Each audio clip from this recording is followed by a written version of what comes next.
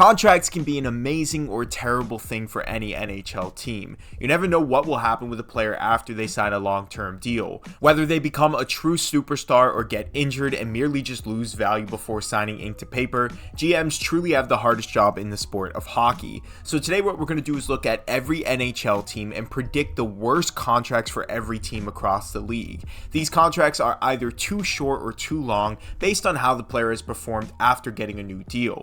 Now before we get started today, I make daily NHL and hockey related videos, so if you haven't subscribed to the channel, make sure you do that now, and let's get right into it. Now this will be a 4-part video series, and the first one we're going to be touching on is the Atlantic Division. Now we're going to do this in alphabetical order, starting with the Boston Bruins. Now look, this may shock a few people, but as a Boston native, I've watched enough Bruins hockey, and one guy that really is underperforming for me this year is Lindholm. Lindholm signed an 8-year, $52 million extension with Boston, and while he is a great defenseman, he lacks consistency and becomes a ghost in the playoffs, making sloppy errors and really not showing up for his team. At 30 years old, Lindholm's deal feels great right now, but this contract might age poorly. And right now, with him already declining a little bit in his defensive skill, hopefully Boston can capitalize on this contract while he's still in his prime years, because from what I'm seeing, I think Lindholm may be a burden down the line for the Bruins. Next up is the Buffalo Sabres. Buffalo is one of my favorite teams to pay attention to,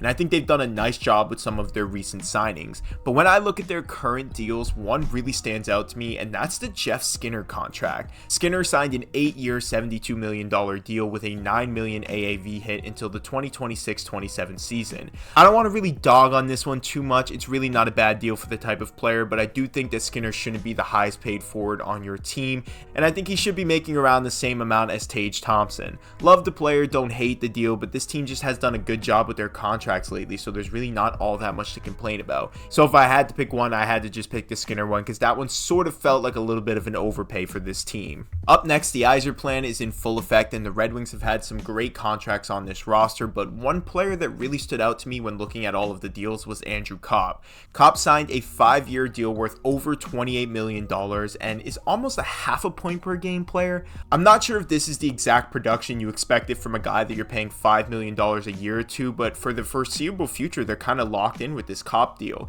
And what makes it even worse is that they signed Patrick Kane, who's only making around $2.25 million a year, and his production is almost double what Copp has had since starting with the Red Wings. This isn't the ideal contract for the Red Wings, especially with the direction that they're heading in, but the Yzer plan continues to move forward, and hopefully this Copp one just doesn't get in the way of those plans. Now look, I fully realize that this next player has had a resurgence and that maybe it's not as bad of a contract as you think, but when I look at that Sergei Bobrovsky 7-year, $70 million deal where he's making around $10 million a season, it just doesn't really sit right with me. I think we all can agree that Sergei Bobrovsky is a beauty and he does deserve starter money, but just last season he was nearly benched by the Florida Panthers in favor of Alex Lyon in the playoffs and may have never seen the net again if Lyon hadn't slipped while competing against the Bruins. So it's a great story to see Bobrovsky having a nice turnaround like this and getting back to his usual standard, but in my opinion, this contract might be the biggest overpay for a goalie I've ever seen. When you have other guys like Shesterkin, Sorokin, Ottinger, Saros all making way less than this guy,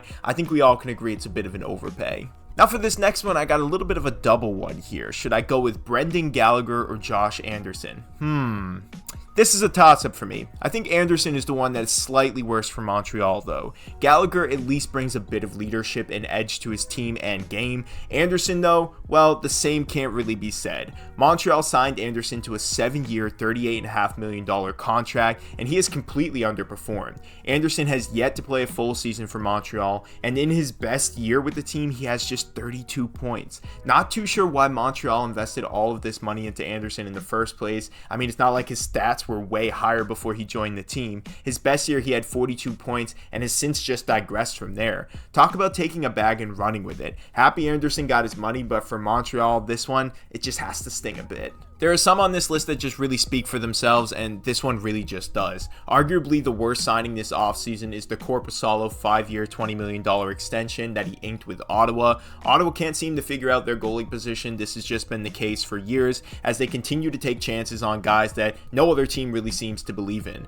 Unfortunately, taking chances on a guy like this can have serious ripples on your season, and as you can see with the Senators right now, their season where they were supposed to make the playoffs has kind of felt more like a tanking season. As a side note though, just to give you a little bit of something interesting here outside of the Korpisalo one, I am a bit concerned about the Josh Norris contract as well, and considered taking this one over the Korpisalo one, so let me just kind of include a little thing here about it. Norris is well worth the money. It's not the contract that's bad, it's just more concerning. His shoulder injury is a bit worse than we thought, and if he keeps missing time and Ottawa has to keep paying him a big piece of their cap space, then a potential superstar could become a potential problem for this Senators team. Now, before I talk about this next deal, I wish Sergachev well and hope that he recovers from his injury very soon. But when it comes to talking contracts, I think that he needs to be listed as one of the worst ones for the Lightning. Usually the Lightning don't give out these massive contracts, but for Sergachev they gave him an 8-year, $68 million contract, which is a bit high for the player in my opinion.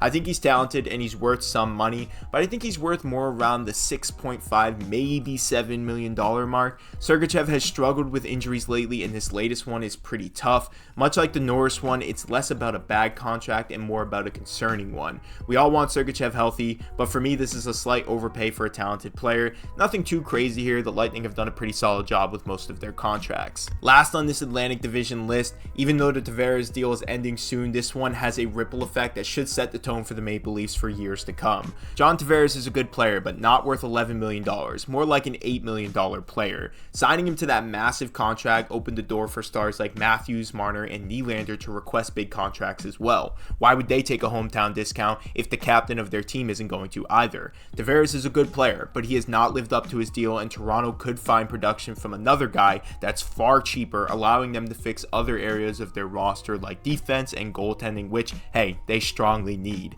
But these are my worst contracts for every NHL Atlantic Division team. Let me know what division I should do next and your thoughts on the players I selected here. Like this video, subscribe to the channel, and I will see you guys in the next one.